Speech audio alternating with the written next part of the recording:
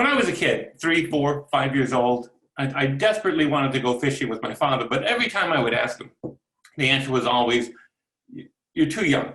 You're not old enough yet. And then the summer I turned 5 years old, I came into the kitchen as I heard my parents talking about an upcoming vacation, and I just started to pester my father. I said, Dad.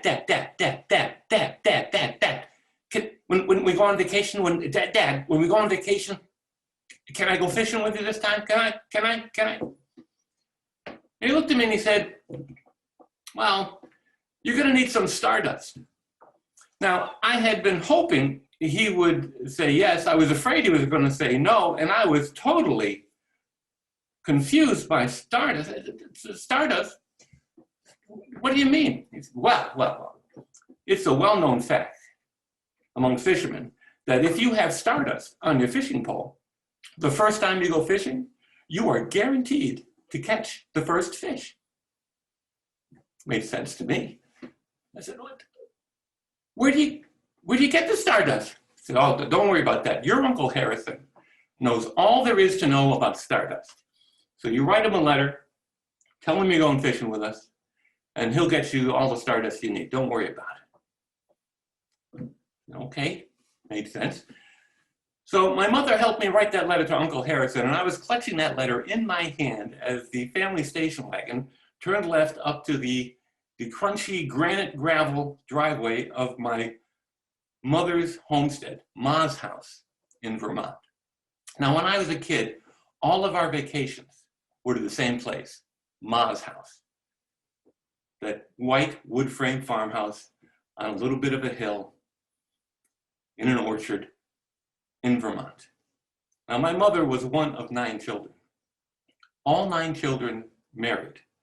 All 9 children had children themselves, and every summer, all 9 children and their spouses and their kids came to Ma's house. And Ma's house all summer long with this great ebb and flow of aunts, uncles, and cousins, and it was a wonderful experience. My father would go fishing with my uncles when we went to Vermont, and I was going to get to go with them this year. And there's, as we drive up that crunchy gravel driveway, I'm holding the letter in my hand, and there's Uncle Harrison in the side yard, and he's mowing the lawn. He's wearing a tie. Where did I get it from? I don't know. He's wearing a tie, mowing the lawn. I get out of the car. I run down the driveway to Uncle Harrison, clutching the letter. Uncle Harrison, Uncle Harrison. And he stops mowing the lawn, and he says, wow, little Tony. And back then, I was little Tony. My father was big Tony. But don't call me little Tony. But anyway. He says, what have you got there? And he's mopping his brow with his kerchief. And what do you got there? He says, oh, it's a letter. Well, he opens the letter. He reads the letter. He says, oh, this is terrific. You're going to go fishing with us this year. That's wonderful news. And don't you worry about a thing. This is the peak season for stardust. I won't have any trouble getting plenty. I ran up the driveway to tell my parents the amazing news.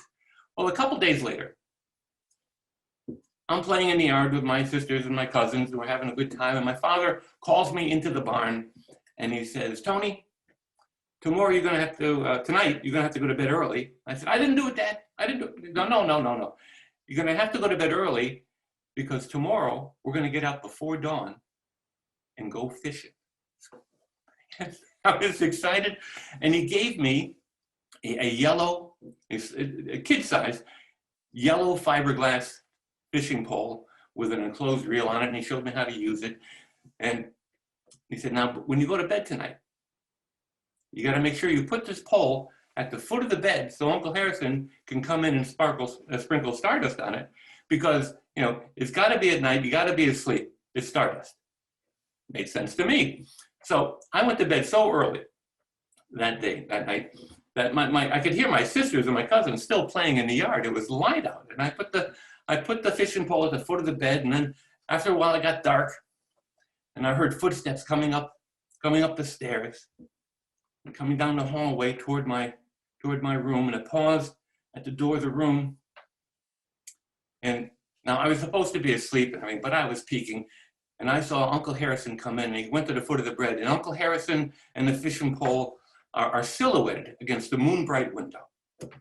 And I watch as he reaches into his pocket and he sprinkles stardust on that fishing pole, and then tiptoes out of the room. Now, can you imagine how I felt? I mean, I'm 5 years old.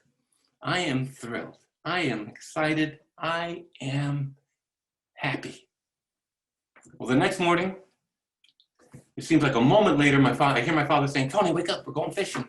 So I jump out of bed. My father laughs to see that I am fully clothed, including shoes, because I wasn't taking any chances of being left behind because I wasn't ready. We get to the lake. We launch the boat, and the old Evinrude outboard motor coughs to life in a puff of blue smoke, and we are gliding across the clear, smooth, black water of that lake with the early morning mist rising up in it, and I am in love with fishing. And a few minutes later, the engine puts to a halt, and we drift for a second, and my father says, "Well, Tony, what do you think? Is this a good spot?" I look around, I didn't know. I said, yeah, I just wanted to fish. He said, "Okay, well, I will bait your hook for you.